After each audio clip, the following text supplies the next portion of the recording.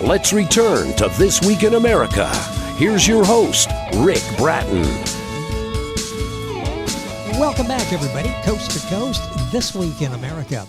Encounters with God by Dr. William Dorrance reveals the significance and purpose of human life through Dr. Dorrance's mystical experiences, the more extraordinary experiences and ability of others, along with relevant scientific research. Among the topics he writes about why and how God communicates with humanity, why bad things happen to good people, evidence for God, souls, and the afterlife. One viewer says, encounters with God, learning what science and Christianity ignores, is an eye-opening experience. Dr. Dorrance grew up in San Diego, graduated from UC Berkeley School of Optometry in 1967. After 40 years as a self-employed optometrist, he retired in 2011. In 1988, he was president of the Parapsychology Association of Riverside. He was voted Favorite Optometrist by the readers of Riverside County in California's largest newspaper, and served for 2 years as Director of Continuing Education for the California Optometric Association. Dr. William K. Dorrance, author of Encounters with God, is our guest on This Week in America. Doctor, welcome to the program. A pleasure to have you with us. Well, thank you. What a career that you've had. You've touched so many people's lives, and you're doing that with your books and the speaking that you've been doing. The name of the book is Encounters with God. Talk to me about the first experience you had with God and how you were aware that this is God-related. My father was an atheist, and during my first several years, if I ever heard the word God, it was a swear word. But when I was probably about 9 or 10 years old, my mother must have gotten my dad's permission to provide her children with a more balanced presentation of what religion and God might be all about. And when she tucked me into bed one night, she taught me the Old English child's bedtime prayer, which goes, "Now I lay me down to sleep. I pray the Lord my soul to keep. If I should die before I wake, I pray the Lord my soul to take." Because I was young enough to possibly still believe in the Easter Bunny and the Tooth Fairy, I immediately embraced God as an omnipresent presence. And I very strongly believe that any parent who doesn't take advantage of this young and impressionable period in a child's life to introduce them to God is missing a great opportunity, because once people have formed their opinions and they know everything and it's hard to change their beliefs, it's very likely too late to introduce them to God. The book is, I just want to mention the book, Encounters with God. The book's available wherever books are sold. William K. Dorrance is the author and our guest on the program. An interesting concept, because at that age, children are sort of receptive to every message, aren't they? They haven't been told, no, it's not that way. You have to believe this. You can't believe that. They're really open to this. That's right. And I've, of course, tried to, like everybody else, provide people with a different perspective of just about anything you can think of. And it's like, pulling teeth. It's very hard to do. And anybody who reads my book would hopefully come away with the conclusion that being aware of God's presence in their life is the most important gift that can be bestowed on anybody. And unfortunately, way back in the 1930s, 40s, and 50s, when people were asked if they believed in God, 98% of the people said they believed in God, but that percentage has gradually started to decline in the 1950s. And now at least 20% of the population no longer believes. And so everybody's relationships more or less come and go. And the only relationship that we have that's going to last us forever is our relationship with God. So that one's very precious and important. You've done an excellent job in laying out encounters with God. You answer a lot of questions that people have had since a young age and still struggling trying to find the answers. Have you experienced mystical encounters with God yourself that you would put in the mystical category? The first mystical or really bizarre, unbelievable experience that I had, which when I try to share things with atheists and agnostics, they really freak out. But anyway, I was sitting in church when I was 13 years old, and listening to a sermon, when all of a sudden the congregation and the minister sort of faded from my awareness, and I heard the voice of God tell me the three primary religious teachings in the world's divinely inspired religions. I've had lots of other weird experiences, Yes. but that was sort of the basis, or sort of set the stage for all of the experiences that followed. What did that do to you at a young age? Did that just really encourage this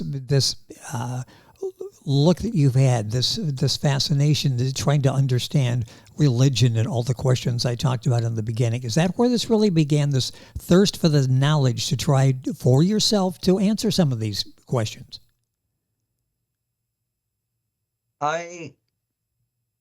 Well, a couple of years later, when I was in high school and I was reading the New Testament and reading the words of Jesus, I became very much convinced that God spoke through Jesus, and I wanted very much, I was very envious and jealous of those people that 2,000 years ago could actually hear divinely inspired words and not teachings that had been passed through yes. centuries and multiple people before it finally got to me. I really wanted to hear it straight from the horse's mouth, in effect. And so I prayed. In fact, my prayers were more like pleadings for God to lead me to a divinely inspired spiritual teacher. And those prayers over a period of several years or a few decades were answered in a sequence of experiences that scientists would call paranormal and not believable things that couldn't possibly happen, but they happened, and they ultimately led me to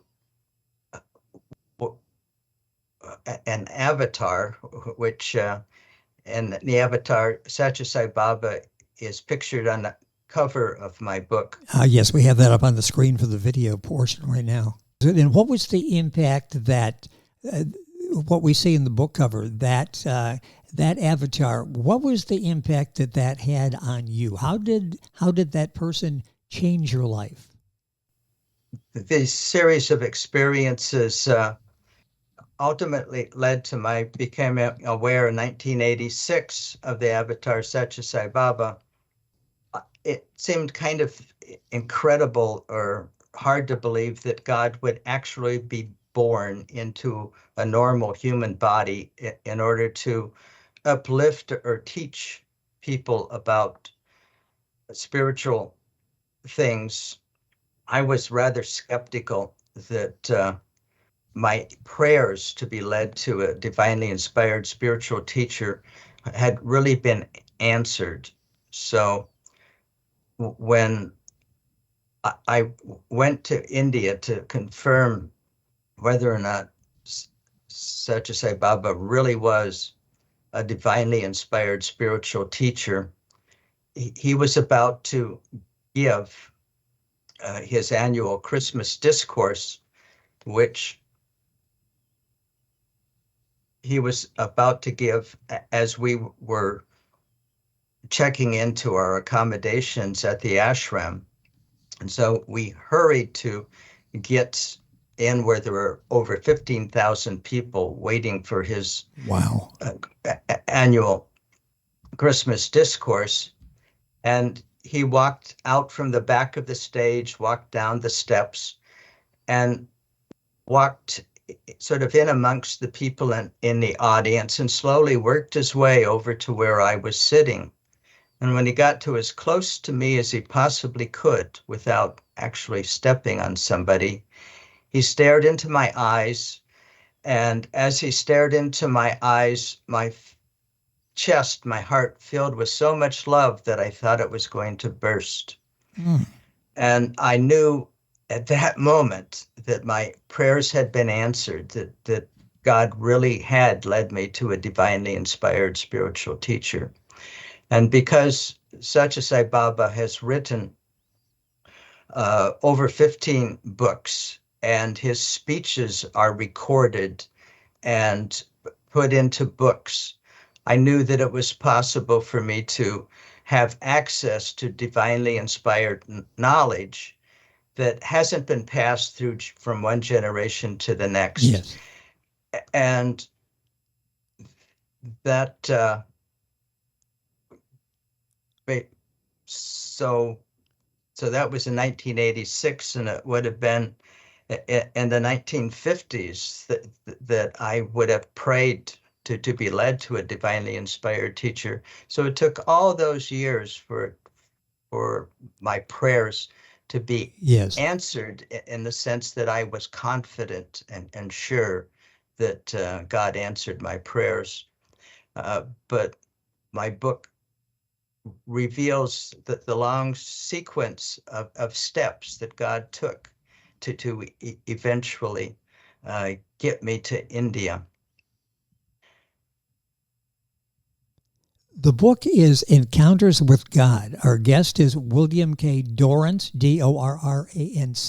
Book available wherever books are sold, Amazon, Barnes & Noble, the usual places. A link on our website, thisweekinamerica.us. What an amazing story. And how did that change your life? You had prayed for someone, not just something that's been handed down for century after century, someone that you could relate to, somebody that you could listen to, somebody that you could study. How did that change your life when you had that experience in India?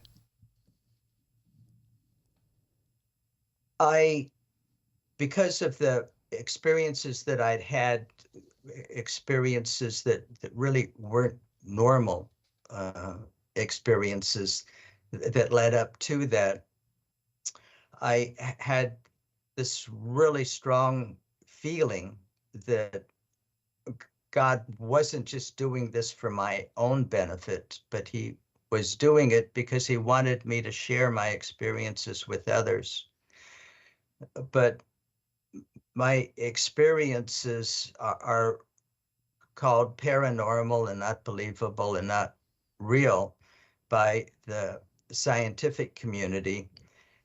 And it's the scientific community that I mostly wanted to persuade or convince that they should add God's souls in an afterlife to their list of the aspects of reality, instead of ignoring them and disparaging people who express belief in God.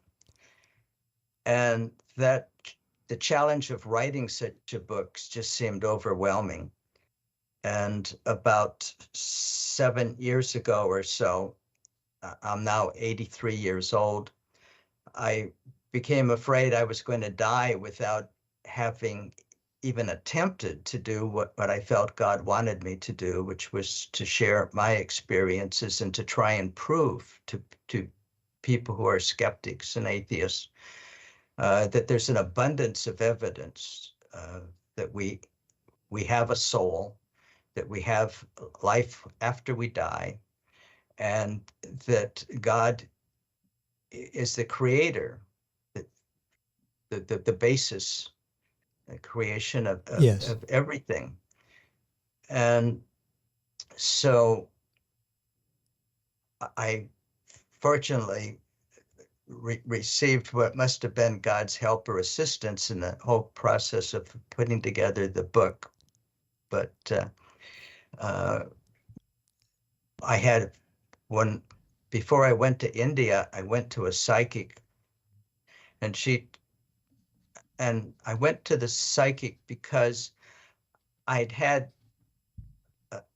psychic experiences, and I had this feeling if I could control my psychic experiences, I could go to India and I could know for sure whether or not Sai Baba was the real deal or not, or just some kind of a fraud. And she told me to keep a notebook under my bed, and when I wake up, pick it up and write what comes to me. And that next morning, when I picked up the notebook, I wrote, "When the beautiful, profound thoughts pass through me in perfect prose, if I am quick enough, I can write them down as if they are mine. But if I delay, the words no longer flow with beauty or ease. I cannot be the source of these thoughts if they just pass through me, but the recipient joined in oneness with God." And so much of the book has been written when I wake up at 3 in the morning. Wow. And pick up that notebook. Yes. Because, the perspective, that the spiritual perspective is far beyond our normal everyday thinking as a man or a woman. And so to write the book, I needed some assistance, and God provided it for me over the 5, 6, 7 years that I wrote the book. The book is Encounters with God by William K. Dorrance, Dorrance. The book available wherever books are sold. It's so well laid out, and it sort of follows in sequence in the questions that you ask, questions that I brought up at the beginning of the conversation are all laid out and answered in Dr. Dorrance's book, Encounters with God. With all the evidence for God, why isn't the belief supported by the science community? Why is it something that they're contrarians in their thoughts? When science originally started to form or evolve, all of the really influential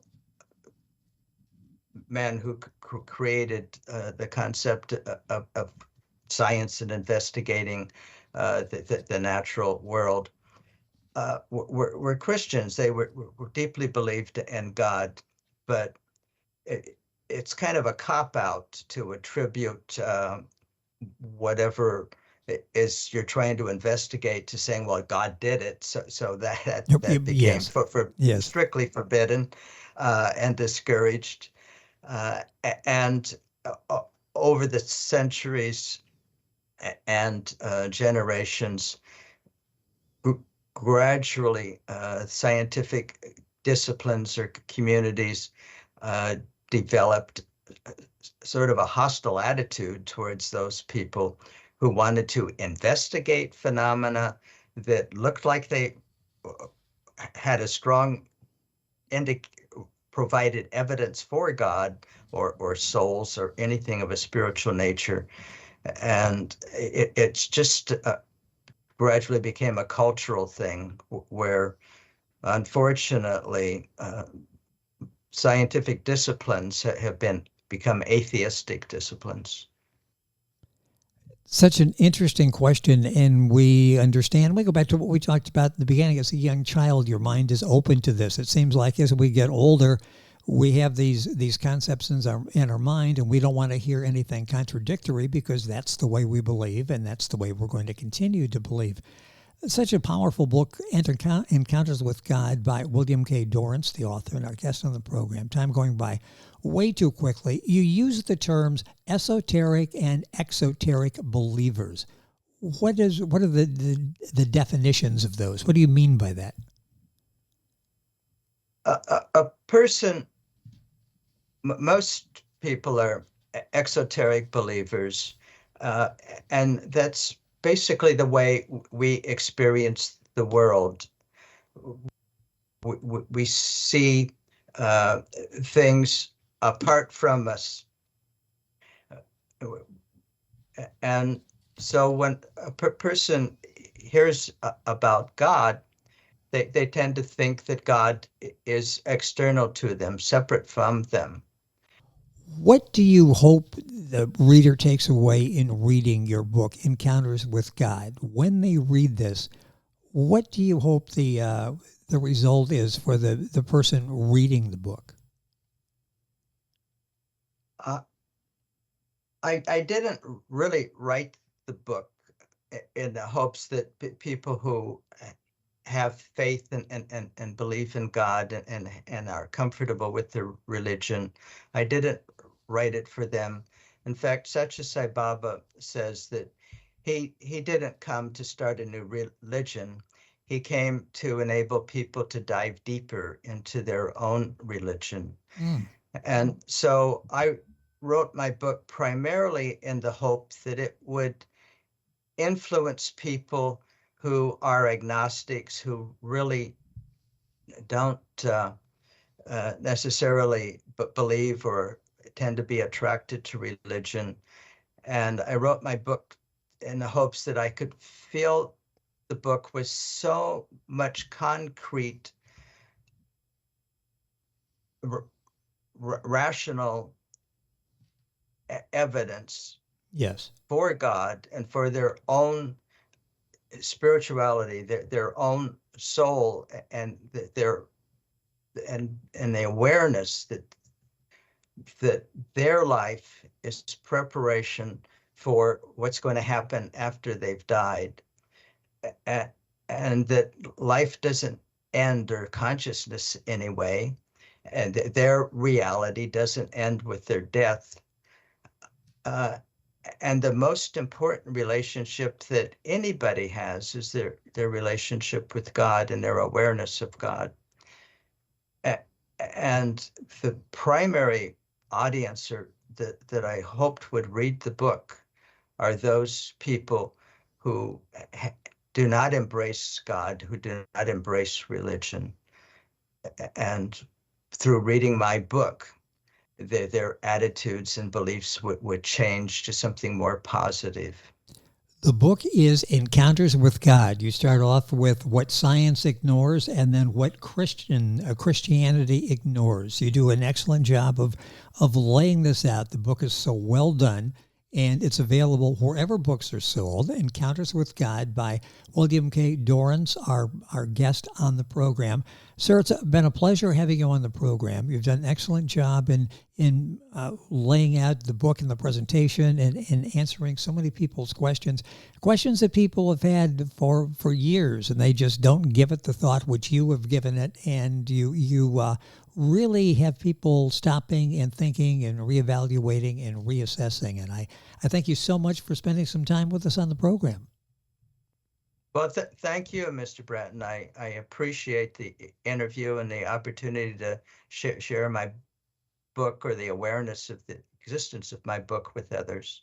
Well, there's so much more, and hopefully we'll have another opportunity to talk about this and some of the topics that are brought up in the book. Information on the book, of course, at Amazon. You can, Barnes & Noble, you can get more information there. Order the books there as well. And we've got the Amazon page for Dr. Dorrance on our website, thisweekinamerica.us. The book is Encounters with God. William K. Dorrance, Dorrance, is the author. More on today's program. You're listening to This Week in America, and we have more right after these messages. This Week in America is online. You can visit our website, thisweekinamerica.us. Scott Pinkerton, Associate Producer of This Week in America. Jay Anderson, Segment Producer. Ben Watson, Webmaster. Otto Bechet, Director of Engineering and TV Production. This Week in America produced and is a trademark of Blue Funk Broadcasting, LLC. For information on all of our guests and to listen to this week's show, our website again at thisweekinamerica.us. And I'm Sean Bratton, Executive Producer of This Week in America.